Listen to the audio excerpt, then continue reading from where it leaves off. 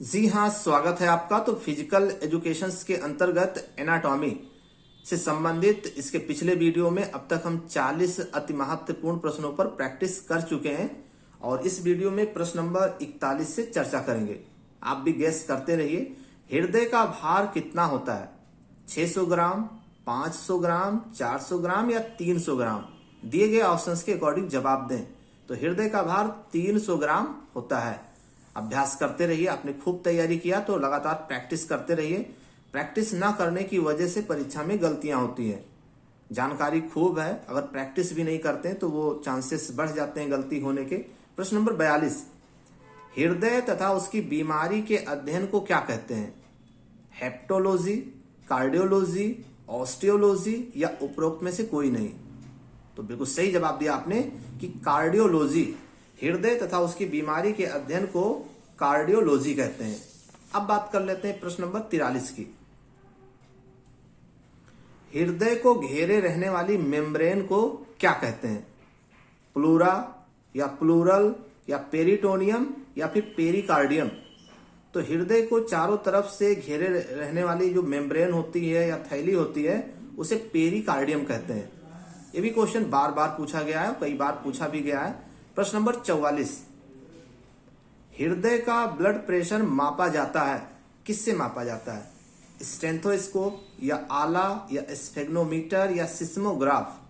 तो इसका सही जवाब हो जाएगा स्फेग्नोमीटर से हृदय का ब्लड प्रेशर यानी रक्तचाप यानी रक्त प्रवाह मापा जाता है। चलिए प्रश्न नंबर 45 की बात करें।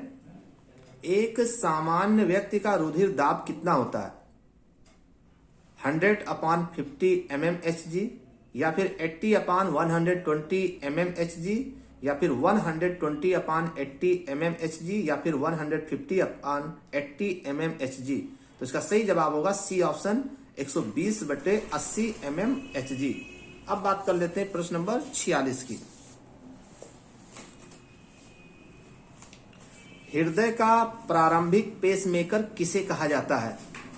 जी, SA नोड को या AS नोड को या फिर VS नोड को या फिर SA नोड को? जी बताएं। तो इसका सही जवाब हो जाएगा SA नोड को हृदय का प्रारंभिक पेसमेकर भी कहा जाता है। चलिए अगले महत्वपूर्ण प्रश्न की तरफ। प्रश्न नंबर 47, रक्तचाप का सामान्य से अधिक होना क्या कहलाता है? तो इसका पहला जवाब होगा, सही जवाब होगा, देखिए 4 ऑप्शन दिए गए हैं। रक्तचाप का सामान्य से अधिक होना कहलाता है हाइपोटेंशन, हाइपरटेंशन, हाइपोटेंटन या फिर हाइपोटेंट। 4 ऑप्शन दिए गए ऑप्शन के अकॉर्डिंग सही जवाब हाइपरटेंशन। अब बात करते हैं प्रश्न नंबर 48 की। हार्ट बीट यानी हृदय धड़कन का सामान्य से अधिक होना क्या कहलाता है? हाइपरटेंशन, हाइपोटेंशन, टेकीकार्डिया या बेडीकार्डिया? दिए गए ऑप्शंस के अकॉर्डिंग सही जवाब होगा टेकीकार्डिया।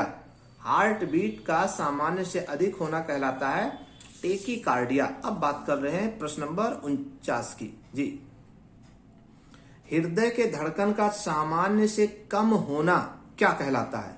बेडीकार्डिया, टेकीकार्डिया, हाइपोटेंशन या हाइपरटेंशन? जी बताएं। तो इसका सही जवाब हो जाएगा टेकीकार्डिया, यानी हृदय के धड़कन का सामान्य से कम होना क्या कहलाता है? इसमें क्षमा करें, तो इसका सही उत्तर हो जाएगा बेडीकार्डिया। हृदय के धड़कन का सामान्य से कम होना बेडीकार्डिया कहलाता है और हृदय धड़कन का सामान्य से अधिक होना टेकीकार्डिया कहलाता है। ठीक, चलिए प्रश्न नंबर 50, दिल का दौरा किस कारण पड़ता है? ऑप्शंस ये है हृदय में रक्त की आपूर्ति में कमी के कारण, ऑप्शन बी है हृदय की गति का रुक जाना, ऑप्शन सी है हृदय में कार्बन डाइऑक्साइड का आना या उपरोक्त में से कोई नहीं? तो इसका सही जवाब होगा हृदय में रक्त की आपूर्ति में कमी के कारण दिल का दौरा पड़ता है। अब बात कर लेते हैं प्रश्न नंबर 51 की। मनुष्य का हृदय 1 मिनट में लगभग कितने लीटर रक्त पंप करता है? 5 लीटर, 6 लीटर, 7 लीटर या फिर 8 लीटर? तो इसका सही जवाब होगा 5 लीटर। अब बात कर लेते हैं प्रश्न नंबर 55 की। जी हाँ, अभ्यास करते रहिए, नॉलेज आपके पास बहुत है तो अभ्यास करते रहिए ताकि गलती ना हो। प्रश्न नंबर 55, ईसीजी किसकी गतिविधि को दर्शाता है? हृदय या मस्तिष्क या आंख या किडनी? तो सही जवाब हो जाएगा हृदय। ईसीजी यानी कि इलेक्ट्रोकार्डियोग्राफ, इसके माध्यम से हृदय की गति मापी जाती है। चलिए अब बात करते हैं प्रश्न नंबर 56 की। मस्तिष्क के कार्य का पता किस यंत्र से लगाया जाता है? ईईजी, ईसीजी, स्फेग्नोमीटर या स्टेथोस्कोप? तो इसका सही जवाब हो जाएगा ईईजी के द्वारा, यानी इलेक्ट्रोइंसेफेलोग्राफ के द्वारा पता लगाया जाता है। चलिए प्रश्न नंबर 57 की बात करें। मेढक और सर्पों का हृदय कितने चैम्बर का होता है? ऑप्शन ये है 3, 4, 5, 6। दिए गए ऑप्शन के अकॉर्डिंग सही जवाब हो जाएगा 3। मेढक और सर्पों का जो हृदय होता है वो 3 चैम्बरों में बटा होता है। चलिए प्रश्न नंबर 52 की बात करें। फेफड़ों से रक्त को हृदय तक पहुंचाने का कार्य कौन करता है? पल्मोनरी सिरा, पल्मोनरी धमनी या फिर दोनों या उपरोक्त में से कोई नहीं? तो सही जवाब पल्मोनरी सिरा। ये फेफड़े से रक्त को हृदय तक पहुंचाने का कार्य करती है। अब बात करते हैं प्रश्न नंबर 53 की। हृदय से रक्त को फेफड़े तक लाने का कार्य कौन करता है? पल्मोनरी सिरा या पल्मोनरी धमनी या दोनों या उपरोक्त में से कोई नहीं? तो इसका सही जवाब हो जाएगा हृदय से रक्त को फेफड़े तक लाने का कार्य करता है उपरयुक्त दोनों, पल्मोनरी सिरा और पल्मोनरी धमनी दोनों। अब बात करते हैं प्रश्न नंबर 54। विश्व में प्रथम हृदय प्रत्यारोपण 3 दिसंबर 1967 को किसके द्वारा किया गया? William Harvey, Christiaan Barnard, Robert Koch या फिर कॉर्लन स्टीनर? तो इसका सही जवाब होगा क्रिश्चियन बर्नार्ड शा के द्वारा प्रथम हृदय प्रत्यारोपण किया गया। अब बात करते हैं प्रश्न नंबर 58 की।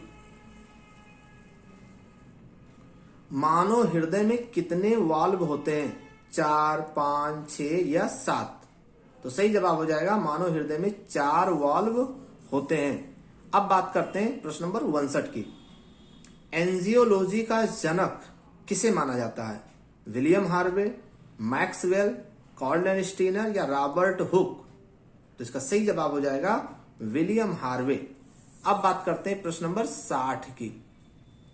मानव शरीर में आरबीसी की अधिकता से क्या होता है?